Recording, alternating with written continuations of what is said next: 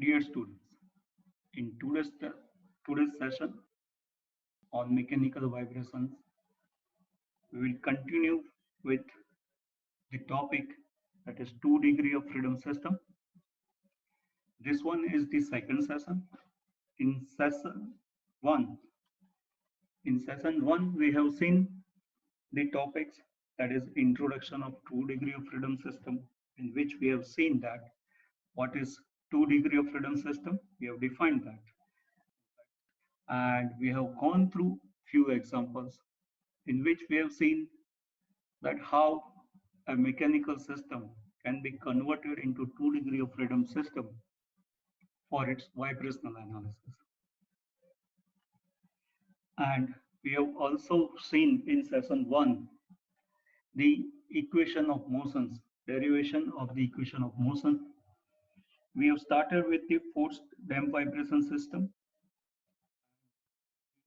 Finally, equations motion of forced damped vibration system were reduced to the free undamped vibration system by considering forcing functions f1 of t and f2 of t equal to 0, and by considering the damping coefficient c1 equal to c2 equal to c3 equal to 0. So in today's session, that is session 2, we will see finding of natural frequencies for the 2 degree of freedom system, and we will see the Morse of 2 degree of freedom system. So first we will start how we can find the natural frequencies of the 2 degree of freedom system. So we will continue with the equations of free undamped vibration system, which we have derived in the last session. Continue with that, and we have the equation of motion for free undamped vibration system as m1 x1 double dot plus k1 plus k2 x1 minus k2 x2 equal to 0, and m2 x2 double dot minus k2 x1 plus k2 plus k3 x2 equal to 0. Derivation of these equations we have already seen. Now, assuming composed of harmonic motions for various amplitudes and frequency, the above equations can be solved for natural frequencies and corresponding Morse. Means now we will assume the harmonic displacement function for mass m1 as well as mass m2. So let us assume x1 equal to a1 sine omega t plus phi, which is the displacement function for mass m1, and x2 equal to a2 sine omega t plus phi, which is the displacement function for mass m2. Here phi is the phase lag of the displacement function with respect to forcing function. Here of course we are not considering the forcing function, but the phi will represent the phase lag, where a1 and a2 are the amplitudes of vibration of two masses respectively. Means for m1 amplitude is a1, and for mass m2 amplitude is a2, and omega is one of the natural frequencies of the system. So now these two are the equation of motion for free undamped vibration system, and we have assumed the displacement function x1 equal to a1 sine omega t plus phi and x2 equal to a2 sine omega t plus phi. Now substituting these two displacement function, we can obtain the first equation as minus m1 omega square a1 sine omega t plus phi plus k1 plus k2 a1 sine omega t plus phi minus k2 a2 sine omega t plus phi. As you can see here, the term sine omega t plus phi is common in all these three terms of the equation. So, further this equation can be reduced as a1 k1 plus k2 minus m1 omega square minus k2 a2 equal to 0. Similarly, Substituting x1 and x2 in equation number 2, we can obtain the equation as minus k2a1 plus a2 in the bracket k2 plus k3 minus m2 omega square equal to 0. So now these two equations are reduced in terms of amplitude and k1, k2 and m1, okay, stiffness terms and masses. So which represent the two simultaneous homogeneous algebraic equations in the unknowns a1 and a2. Means we have reduced the equation of motion in terms of amplitude of two masses, that is a1 and a2, which are the unknown, which needs to be found. For a non-trivial solution of a1 and a2, the determinant of the coefficients of a1 and a2 must be 0. Here in both the equations, we have two terms. One is associated with a1 and another is associated with a2. Means for the non-trivial solution of a1 and a2, now we will find out the determinant of the coefficients a1 and a2, and that must be equal to 0. So considering that condition, we can have this relationship k1 plus determinant k1 plus k2 minus m1 omega square minus k2 k2 plus k3 minus m2 omega square equal to 0. So this gives the equation like this. Okay. This equation is quadratic equation of the term omega square. You can see that if we consider omega square equal to a, then this term is the coefficient m1 m2 into a square, and here again it's a, and this term is the constant. So this equation is the quadratic equation of omega square, which can be further simplified by keeping the first term, that is omega square whole square. So this equation is called the frequency or characteristic equation because its solution yields to the frequencies or characteristics value of the system. When solution of this equation will give you two frequency, because this equation is the quadratic equation of omega square, so that ultimately results into two frequencies, which is the conditions for the 2 degree of freedom system. So this equation is known as frequency or characteristic equation. Now further simplifying the characteristic equation, we can obtain like this.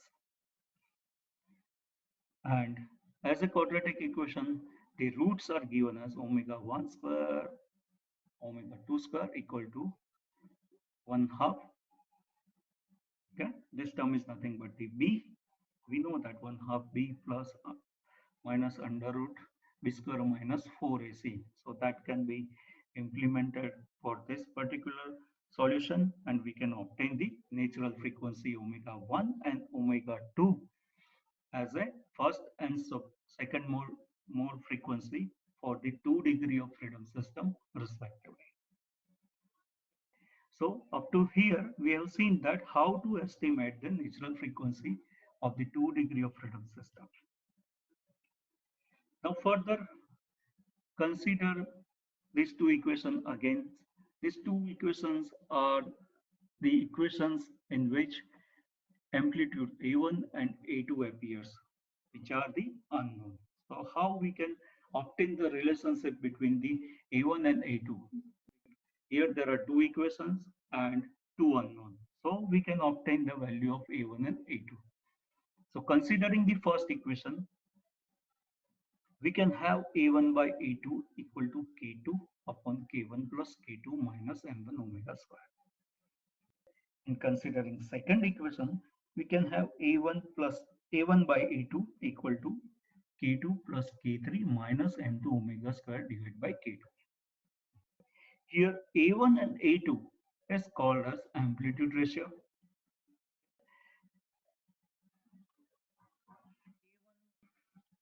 When we find out the frequency using the frequency equations, which we have seen in the previous slide, there will be two frequencies, omega 1 and omega 2. So in these two equations of amplitude ratio for omega equal to omega 1, we can obtain the identical value. When we consider omega equal to omega 1 in these two amplitude equations of amplitude ratio, the results will be identical, and that amplitude ratio is for the first mode because we have considered the value of omega equal to omega 1. When we consider omega equal to omega 2, we can have the another value of amplitude ratio A1 by A2. That amplitude ratio for omega equal to omega 2 is called a ratio of amplitude for the second mode. So next we will see how the modes of vibration are defined and how the modes of vibrations are obtained using the amplitude ratio. So first we will see the definition. So during free vibration at one of the natural frequencies, the amplitudes of 2 degrees of freedom, that is nothing but the coordinates, that is A1 and A2, are related in specific manner. And the configuration is called as normal mode, principal mode, or natural mode of vibration. Means the relationship between A1 and A2 will define the mode shapes of the 2 degree of freedom system. Thus, a 2 degree of freedom system has two normal modes of vibration corresponding to two natural frequencies. In the previous slide, we have seen that we have two values of A1 by A2 or amplitude ratio, that is one for omega equal to omega n and another for omega equal to omega 2. So there will be two values of amplitude ratio and thereby it defines two modes of vibration. Consider this first case. Here, this figure represents the 2 degree of freedom system as there are two masses m1 and m2 and the types of motion is linear. So total degree of freedom of this particular system is 2. Here this second part of the figure, this part represents that both the mass moves in the same direction, means amplitude A1 as well as A2 moves or opting in the same direction, means either we can consider it as a positive or we can consider it as a negative, but the direction is same.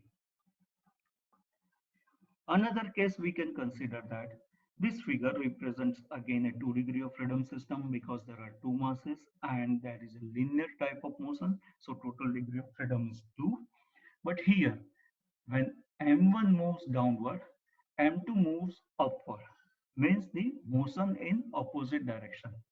So A1 is the amplitude of vibration, considering it in the positive direction, that is from the center line, it is towards the right. Then amplitude of vibration of mass m2 is in negative direction, that is towards the left hand side relative to this center line.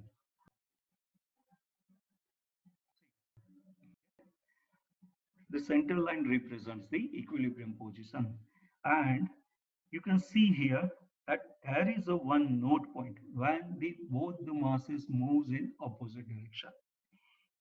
While in this case, the node point is not there. Of course, the node points are there at both the ends, but intermediate node point is not there. Now we'll see how the system moves or masses moves in same direction as well as in opposite direction and how the vibration or displacement curve can be obtained. So first consider this case in which both the masses moves in one direction, that is in here in this figure it is indicated that both the masses are moving in upward direction. That means here When the both the masses moves in same direction means there is no phase lag or there is no phase difference between the motion of two masses. Okay, so here we can see that the displacement graph is same for both the masses, for mass m1 and mass m2, that is x1 as well as x2 are in phase. Means when the mass 1 moves in upward direction, mass 2 will also moves in upward direction. When mass m1 moves in downward direction, mass m2 also moves in downward direction. We can see in this animation. So in this particular case, you can see that both the masses moves in same direction at a time. Either they move upward or either they move in downward direction. Means both the masses have the same motion in the same direction. Okay, there is no phase difference. So this is the first case. Now we'll see the second case. The second case is what? When mass m1 moves in downward direction, mass m2 will move in upward direction. So here you can see the displacement. You can see that for mass m1, when it moves in upward direction, the mass m2 moves in downward direction. Okay, and when mass m2 moves in downward direction, then mass m2 will move in upward direction. That is the reason why A1 is shown towards the right side, and while the A2, amplitude of mass m2, shown on the left hand side. Now we can see how the system will look like when two masses move in the opposite direction. See, when mass m1 moves in downward direction, mass m2 moves in upward direction. Again we'll see. So the response of second case is shown in this particular figure. And we can see that how the system will behave when the two masses move in same direction as well as two masses move in opposite direction. I hope this is clear. Thank you.